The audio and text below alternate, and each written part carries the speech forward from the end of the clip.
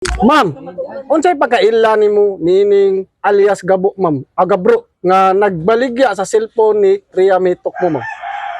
Sa akong pagkailanan niya, sir, nagkapuyo man dyan na siya diri, nagkasilingan sad may kay nakigpuyo na siya sa iyahang tiya. Ug siya manggali ang tinuod nga kapatay, makakuan sad ko guro kay ngano. Ana siya asawa ha, mabdos to. Gisumbag niyang tiyan kay di niya anak. Nabuhat gali na niya nga mabdos tong babay. Samot na unsa na yang kuan dira. Gibuhat anang bayanak, siya manggali tinuod nga kapatay ana. Matot pa sa atong sakop sa kapulisan, ma'am, nga kini si alias Gabro, siya ra daw ang nagbaligya sa cellphone ni Rhea Mi.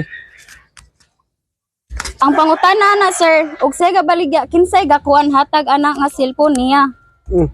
Matot usab sa kuan, ma'am, kining alias Gabro, ma'am, nga ang gahatag daw og gasugo og pabaligya sa cellphone, ma'am, kani daw gitawag niya og alias Insik. Kaila po kaning alias Insik, ma'am? O kaila ko ana, sir, kay dugay naman na siya diri.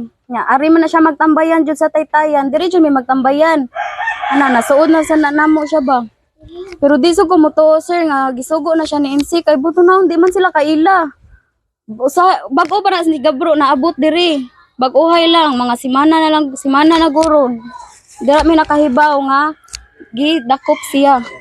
Kay siya ang suspect. Nya pagkadako pa to, ma'am, unsa may natabo ato, ma'am?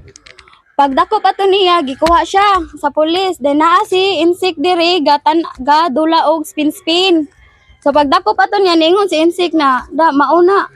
Kuan daw, resulta na daw, yung ana. Kay di biya lalim sad ang gibuhat ato, kuan biya, giunsa to nilang babay. So nakakuan siya nga. Kuan nun dyan na siya dito, kuan nun kunog maayo, kay ana ba? Sa ato tay, ma'am, pagkadakop ano yung kuan si alias Gabro, naa po day si Insik ato diri day. Oh, naa siya pero ug siya man gani ang mastermind ato.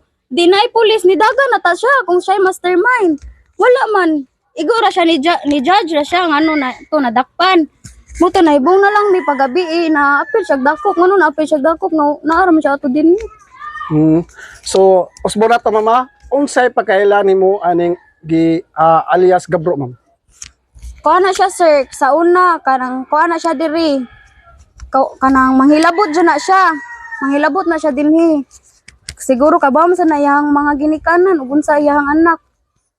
Dili dyan na ikalimod kay maski bisingkin sa nga silingan makasturya, manghilabot dyan na siya. Nga katay mo gingon, ma'am, bahin siyang asawa, ma'am.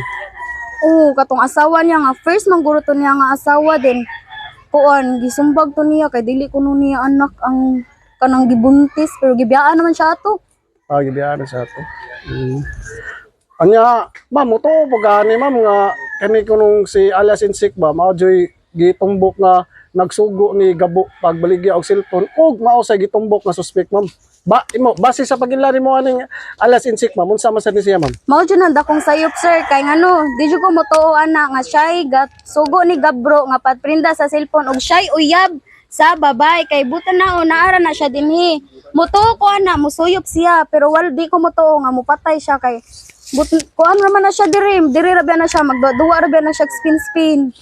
Mutambag pagay na siya diri sa mga batanon nga dili mangawat kay lisod ang naa sa prisuhan kay nagbati na biya na niya. So di jud mo motuo, ma'am, kamo diri? Dili jud, sir.